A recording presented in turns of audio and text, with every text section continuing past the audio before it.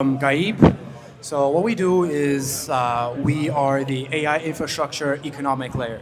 So essentially we finance GPU assets. We tokenize GPU assets on chain so everyone can enjoy AI infrastructure yield. And yeah, very recently we also expanded to robotics sector so that we are bringing robotics assets on chain as well. So yeah, our product on we're initiating an omni-chain synthetic dollar product, which is what we do on the Web3 end. But like Web2-ish, like we function very similar to a Web 2.5 company, such that we are similar to like a private credit, like a financing company, providing services to data centers, to humanoid robotics, etc. So yeah, happy to elaborate later on with more questions opening up. Hello everyone, I'm Shubham. I'm the head of ecosystem at Manta Network. Manta was initially known as a layer 2, but we know there are a lot of other layer 2s now, so we started focusing more on the product side. So recently we have announced Manta Labs, which will be a part of a place where we will be launching multi-chain products, and specifically on the Manta network as well. It's been around 2 years for me joining Manta. Before that, I've been working with other layer 2s like Polygon, Mantle, and yeah, that's pretty much. Thank you. Zero GM, everyone. I love a good mic reverb. I feel like I'm Bruce Buffer at, a nice fighting event. Let's get ready to rumble. That got everyone's attention. Awesome. I'm Jake. Nice to meet you all. Thanks for taking time out of your busy token schedule to come to NodeOps to hear about what we're building with everyone else. I'm our head of BD at Zero Gravity Labs. We're building an all-in-one layer 1 ecosystem that allows AI to exist on chain through storage, compute, and data. And excited to dive into the aspects about how we're working with NodeOps and the partners here to make AI a public good. Nice.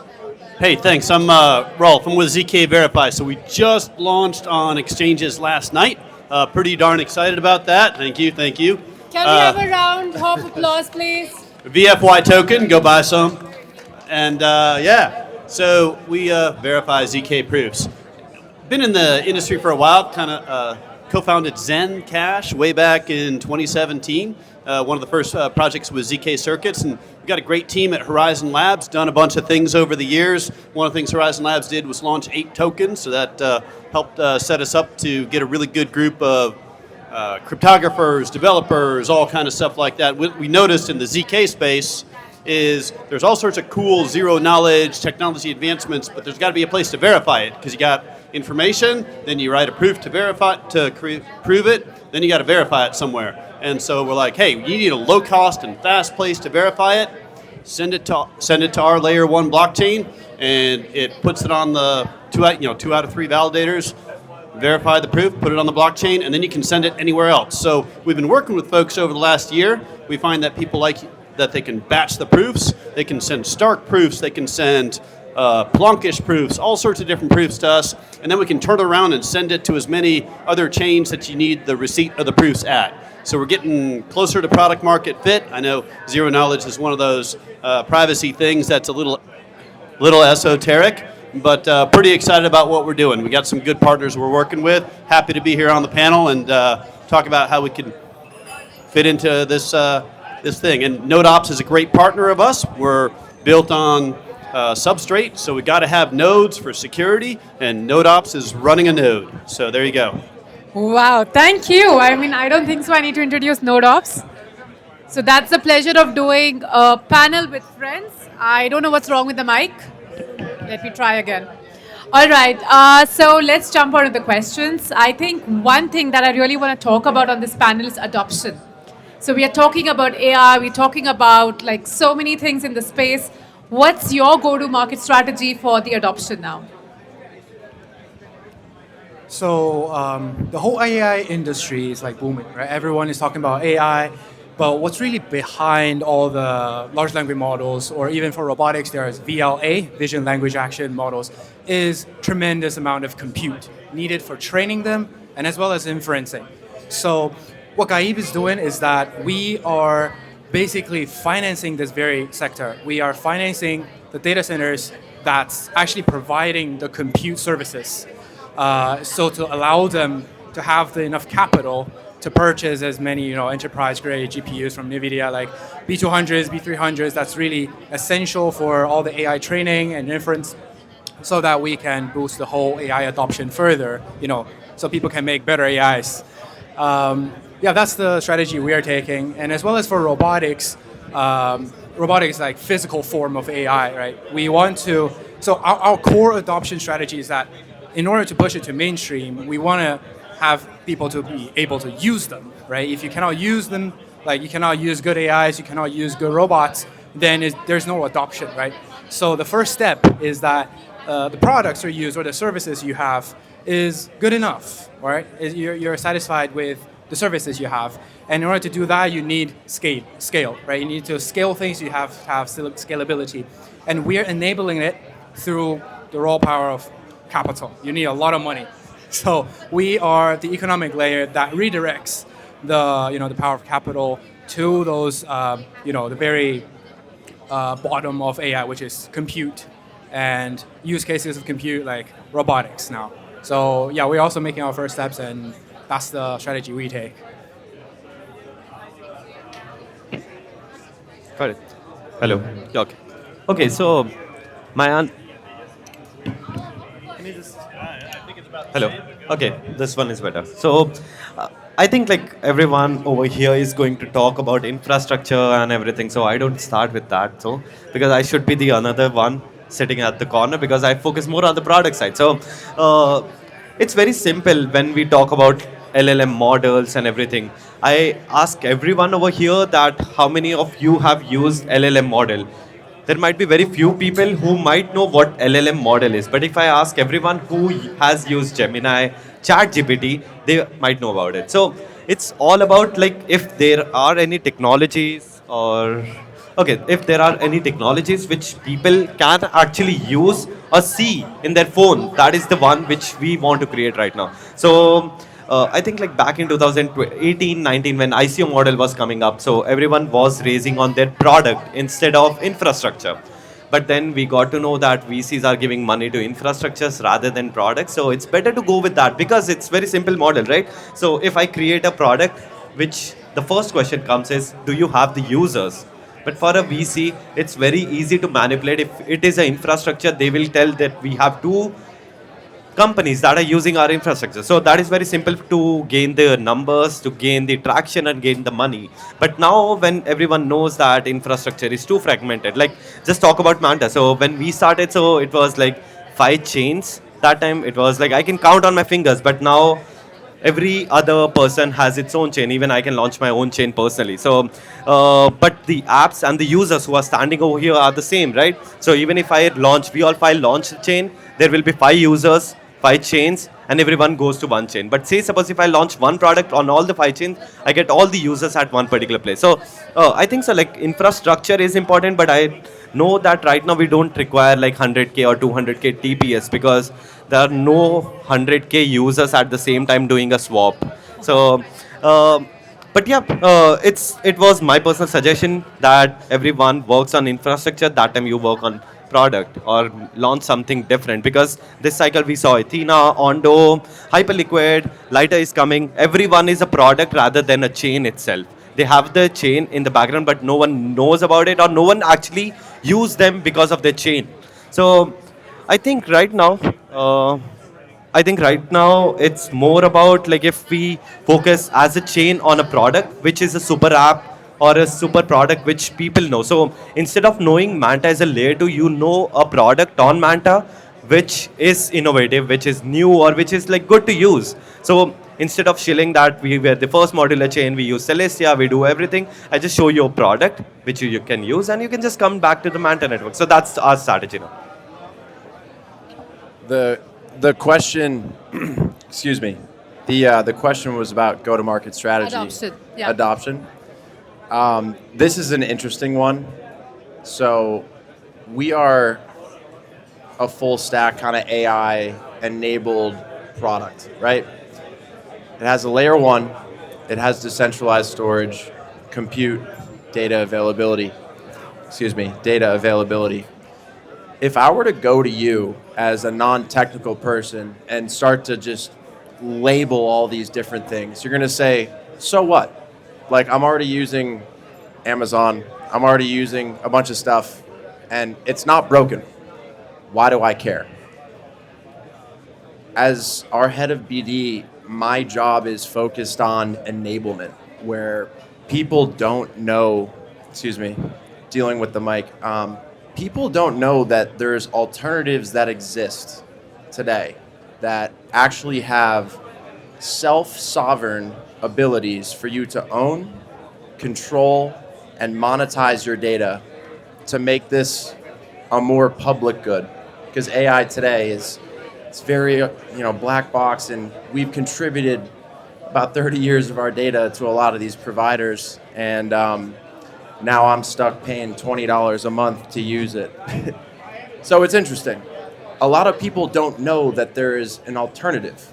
And so when I meet people at Token, when I meet people on a call, I just want to let them know that there is a solution that can actually provide more cryptographically proven truth and no new trust assumptions, because we're in an environment, at least at my company and as a power user of AI myself, that I don't feel comfortable trusting some of these existing solutions with some very sensitive data. It's very useful to have ChatGPT in your pocket, but like, that's for restaurant reservations. If I'm starting to upload our cap table to these instruments, and I'm doing calculations on who gets these tokens and that, I mean, they own that data at that point. That's really scary, and I don't want to put people in that position to be able to be compromised. So what my conversation typically revolves around is the ability to enable people that AI can exist on chain, and they're like, well, why do we want to have it on chain? It's probably super cost intensive, and is this just an extra step that makes this, very complex in the overall approach? And I say, well, maybe, but at the same time, wouldn't you rather control all of your data? We've solved this in Web3 with finance and DeFi. Not your keys, not your coins, right? Same shit applies to AI. If you don't control what goes in and actually have encrypted data ownership about what comes out, same trust assumption. So what we're trying to do is let the B2C market benefit from that with more ownership on their data, more ownership on their compute, inference, so on and so forth. But the same goes for businesses, because some of the most inspiring conversations that I've had recently are not just with Web3 product, but with governments, legal, and then healthcare, where it's a non-starter for them. They can't actually put this data into OpenAI servers. It's against the law for them. And so we want to provide more trusted environments for them to be able to take advantage of this technology for better diagnostics, better legal processing, better policy, and I think it starts with us to be able to enable them to take advantage of this tech. Jake, you made a lot of good points about, I use AI, but about 80% of the questions that I want to ask AI, I'm not putting my information out there in the public for people to find out about my personal life. And that applies to a lot of other businesses that have to do things specifically by regulation. Some that can do them internally, like if you're just a financial trading organization, you can keep all your models internal and stuff like that. But if you're medical or legal or government or military or things like that, sometimes the things that you have to publish, they have to be done in a decentralized manner. They can't just be done in a centralized capability. So we go to market a little bit differently. So we look at being really good at one aspect of it and then partnering with a number of different organizations. So for example, we had a hacker house last week in New Delhi. And one of our partners was Self. They do identity, so decentralized identity. Another was Fala. Fala's experts in using TEE, so secure enclaves. And the combination of a secure enclave with a zero-knowledge proof is really neat because you can run stuff in a secure enclave and you can use encryption to get the data into it, run an application in the secure enclave, get data out of it, and it's all hidden by the methodology of using secure enclave. So a lot of these people that need to do proprietary stuff are using TEEs, or secure enclaves.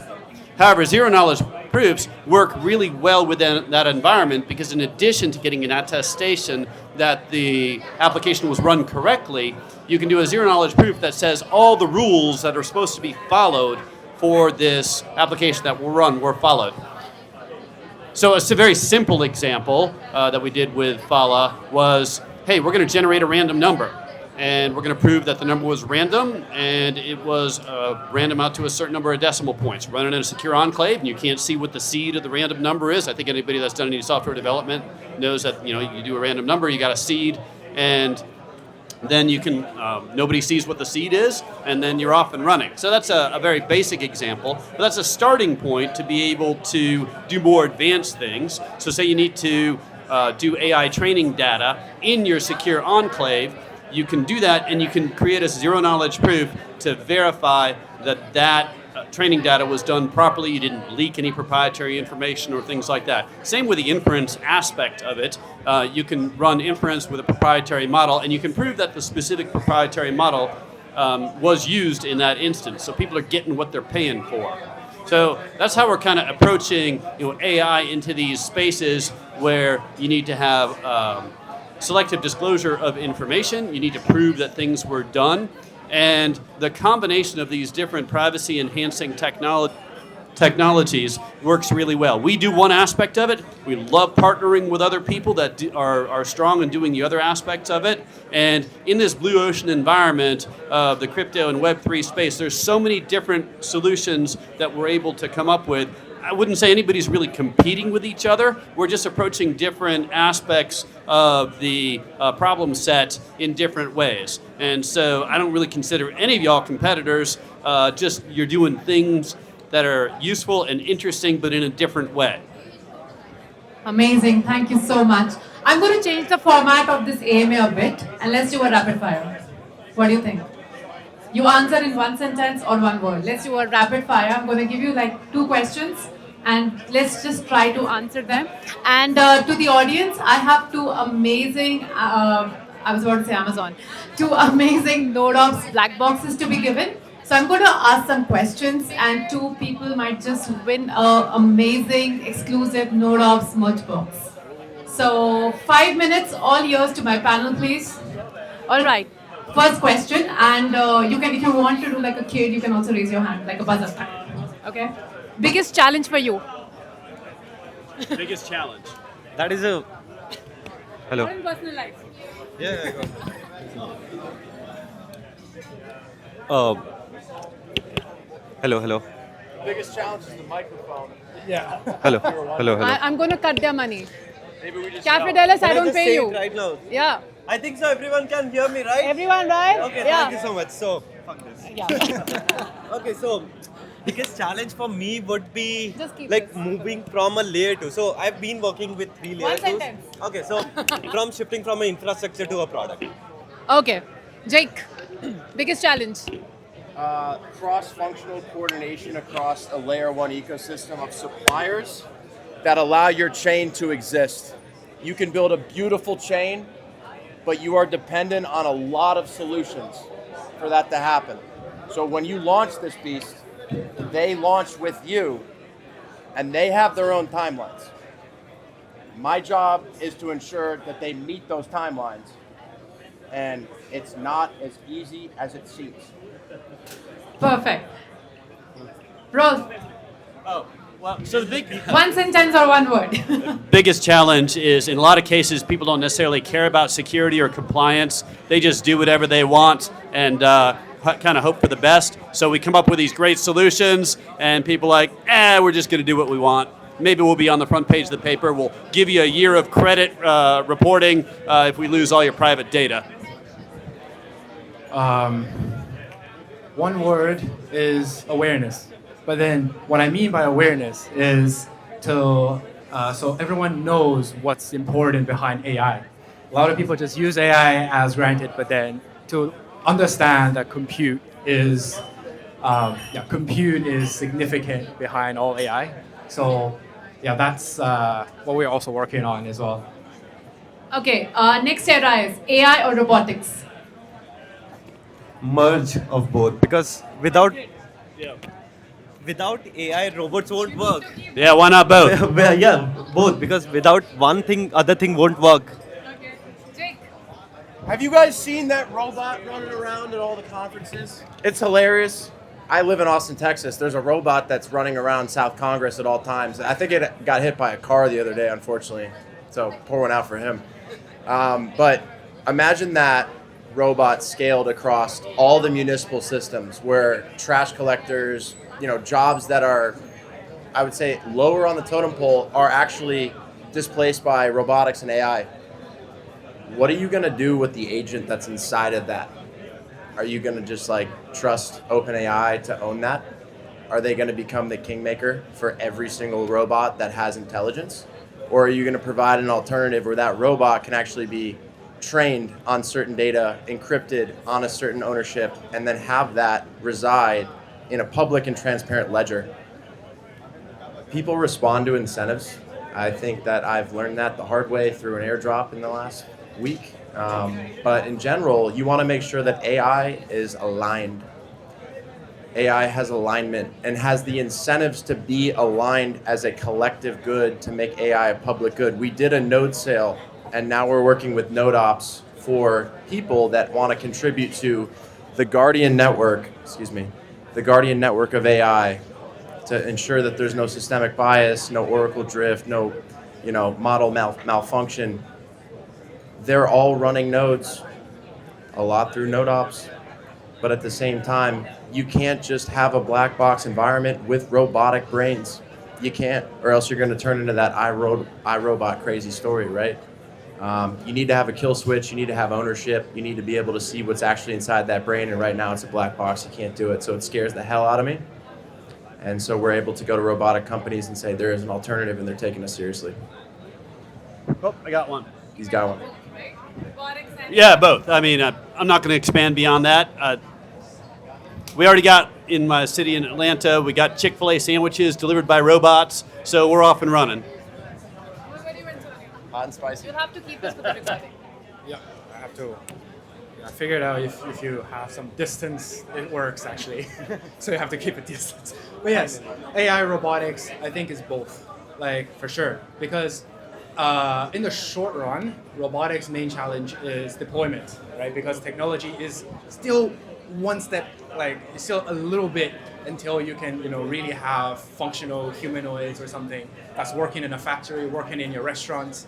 So, but yeah, what's going to enable that is AI. So you need better AI, better VLA models or robot brains that works, that understands the context and environment, so to have them work in a more productive way.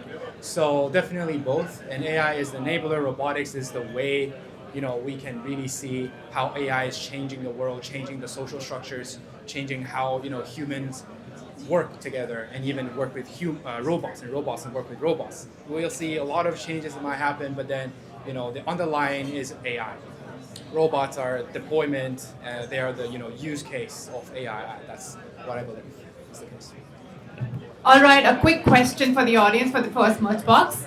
Who was their node sales partner for Zero G? Anyone who wants to answer this? Who was the node sale partner for Zero G that we just spoke about? There. Sid, I need that one box for him. Yeah? I got it right. Yeah, you're right. But he answered more loudly. What do we do about that? All right. Arm wrestle. Okay, we're going to do an arm wrestle, but after my panel. All right, the last question, and you have to answer in one word and one sentence. Minus marks otherwise. Okay? Bull, bearish, and your soundbite for my audience. Soundbite. One swagline or whatever. Bullish, definitely bullish. Always bullish. Keep bullish. Obviously bullish. Manta never stops. The ticker is 0G. Try again. Bullish. Number go up. That's amazing. Yes, you have a question? Yes, question from audience. May I ask a question? Yes, please. Mike, hello.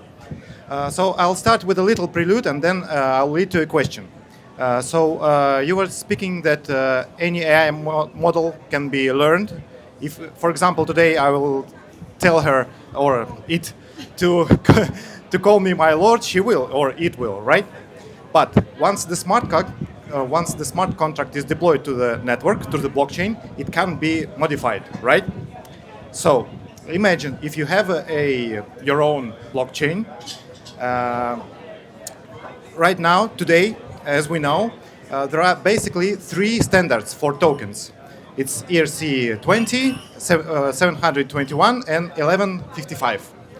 So the question, are you going to use those standards to regulate AI on blockchain, or are you going to develop a new one?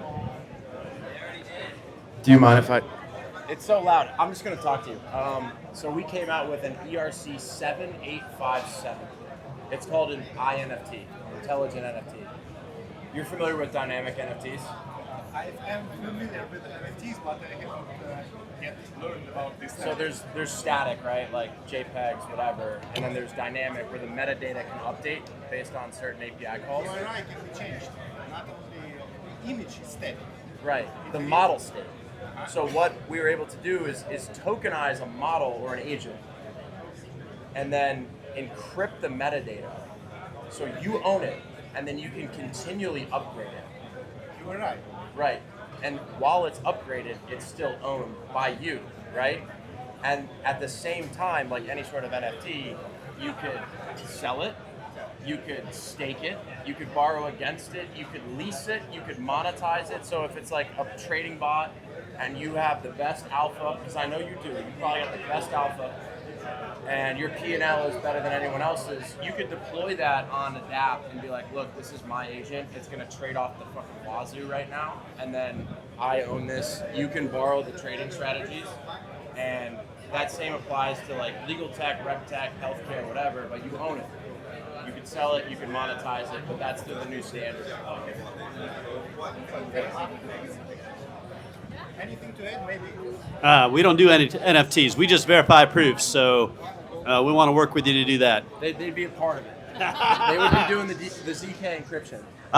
Okay, it's working. So my answer would not be just about the AI. So you remember 2022 when NFT was booming, there was a thing called as metadata on NFT. So when you train an NFT, whenever you train an NFT, so that time NFT can be added with more data. So when we were planning to tokenize all the properties and stuff, so that time this data was used. So for example, if I have a house in Singapore, I change the lights, fan, color of the house internally. So that time this metadata is updated on the NFT and on the proof of the RWA tokenization, so that people have the major knowledge and the news about that particular house. Or else the first NFT, if say suppose that property was like minted back in 2023, till now there will be a lot of things changed, right?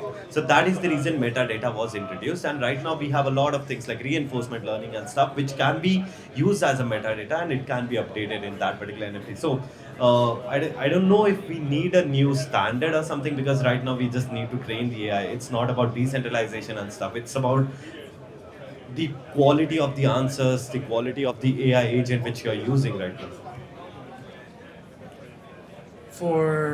So all the ERC standards, they are like tools, right? It's like they represent different kind of tools we have in the modern world already. Like, I mean, in financial world, we have like stock, right? Stock is invented, and now we use it to raise capital and everything. So it's very similar, ERC 20 or whatever, they are tools. And it's about how we use them. So for GAIB, what we're doing is we are tokenizing GPU assets as well as robotic assets. So in general, AI infrastructure assets into digital tokens, so that everyone can participate and actually earn the yield generated by those assets. So we've launched our AI synthetic dollar, which is ERC20 token. So holders, it's a synthetic dollar where you can stake it and earn the returns generated by the underlying AI assets. So that means GPU assets that's running in data centers 24/7. It's very traditional business model where you see neo cloud hyperscalers, they're leasing their GPUs to operators, or they make money from there, right? So those GPU assets are extremely expensive, especially when you're talking about H200s or B200s, now B300s coming out, maybe tomorrow B400s, right? So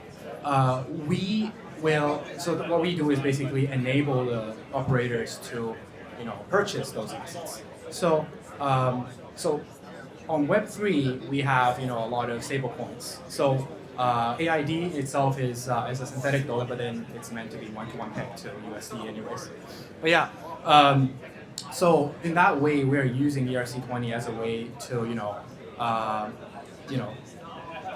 leverage the liquidity of blockchain and Web3 and all the since we are also an omni-chain asset, we can leverage the liquidity of all the different chains together, so that users on different chains are able to enjoy real yield from real life, right? From data center, from actual businesses that's operating, and yeah. So if you want to know like how the Web3 technologies are enabling AI to be adopted, that's our way. But then definitely there's a lot of different ways. It's about how the tools are used. Hope that answers. Thank you so much, and thank you guys. I mean, really appreciate. That's what friends are for, right? Thank you so much for joining us. Let's have a quick picture, and yeah, I have the giveaways for both of you, by the way. Thank you. This was great.